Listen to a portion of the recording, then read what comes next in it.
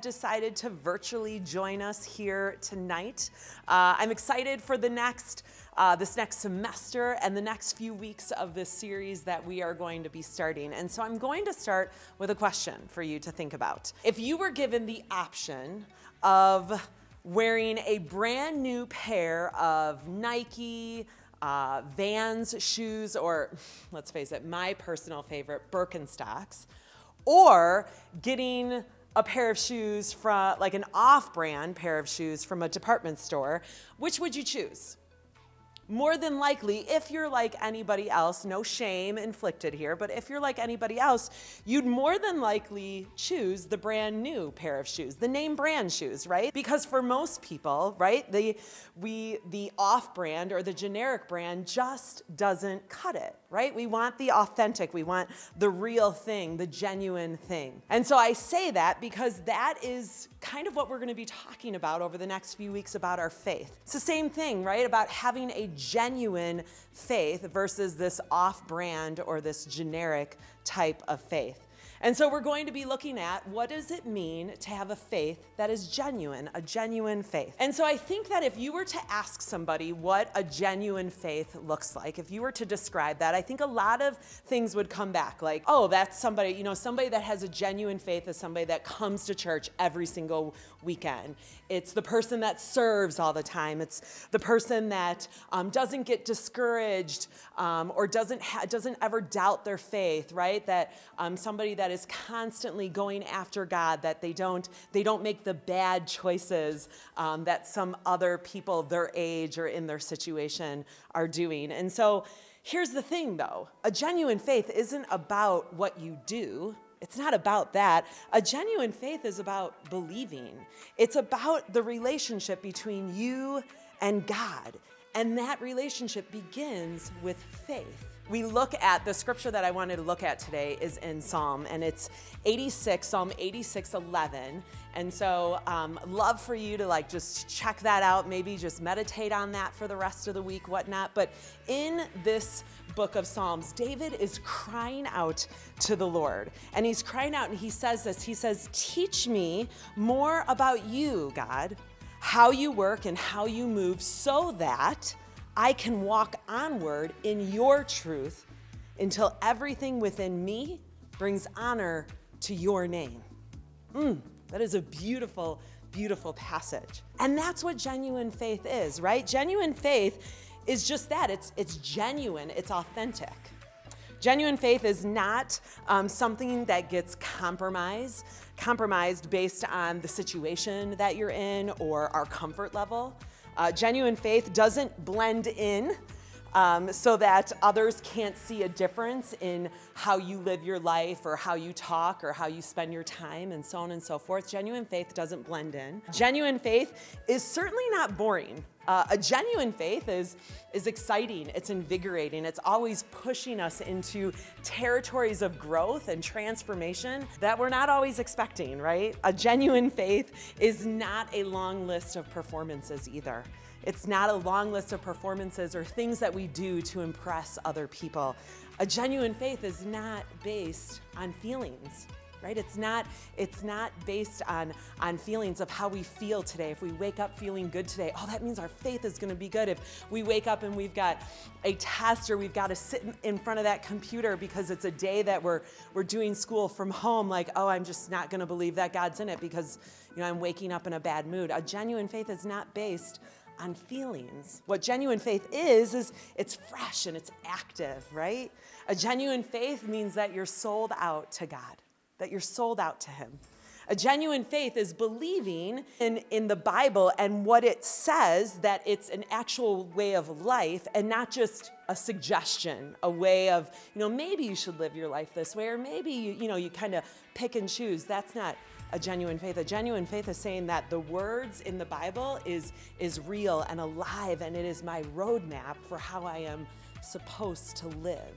That's what a genuine faith is. So I'm going to share with you a story about back in the day. That tells you how old I am, that I can actually use that phrase now. Back in the day. What's up with that? A story about back in the day growing up in my house. So growing up in my house, we we didn't have a lot of money growing up. And so in the grocery stores back in the day, there was an aisle in the grocery store that was just dedicated to what they called, it was like the generic food aisle. And so in this one food aisle, kind of like for today, it would be like the off-brand, right? Like, you know, like you've got like the name brand of like Oreos, and then you have the off brand of like sandwich cookie, right? Like totally cheesy, stuff like that.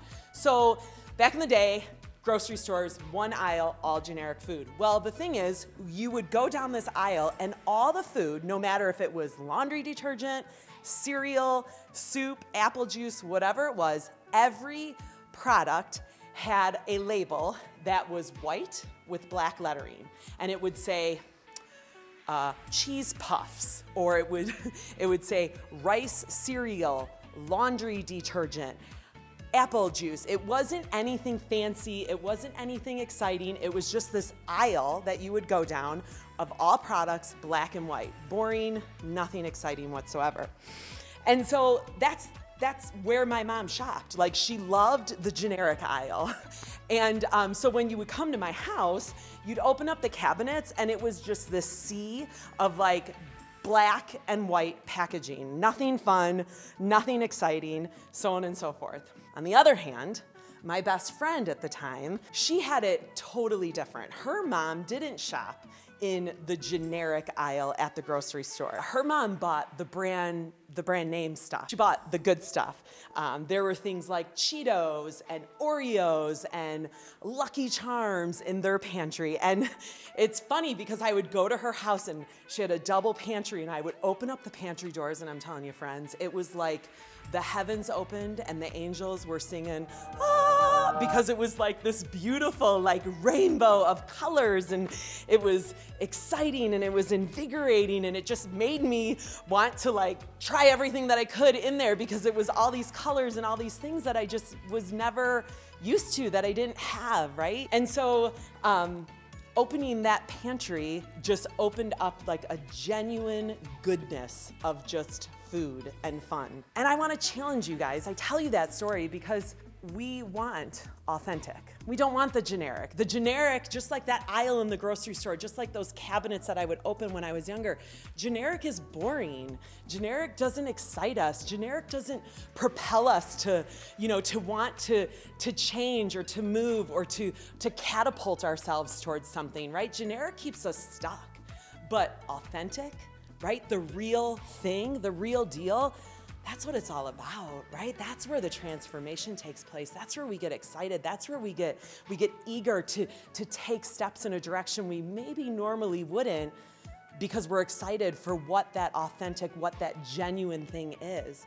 And so my question to you is to leave you with this week is, what does your faith look like right now? Is your faith genuine? Is your faith authentic? Or is your faith right now in the black and white aisle, the generic aisle? Right? Where is your faith? We've gone through a lot of stuff over the last 6-7 months. And so where's your faith right now? Paul in Ephesians 4:13-15, he's talking about that in order for us to attain oneness or maturity in our faith, right, the fullness of God, that we can't be like infants that are tossed back and forth by the waves, right? Like we can't get blown all over the place by the world, right? That we have to be tethered to the Father. And that's my hope and my prayer for each and every one of you, that the things of this world, the situations that we find ourselves in, the way that we define life, the way that we define relationships, the way that we experience this world, that we'd be tethered to the Father and that we wouldn't be tossed around by the waves. And so where's your faith at right now? Where are you? Is your faith genuine? Is it an authentic faith?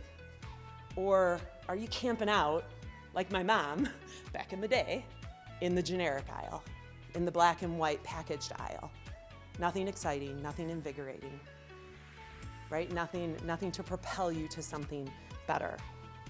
And so where are you right now? That is something that I want you to think about as you go about this week. Actually give that some thought.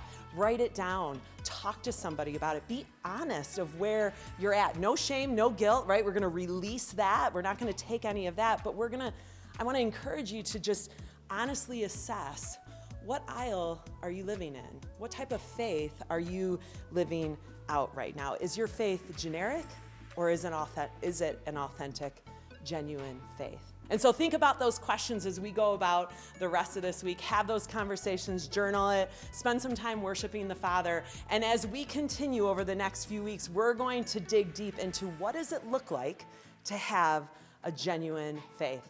Guys, I miss you, I love you, and I can't wait to see you again. Have a good one.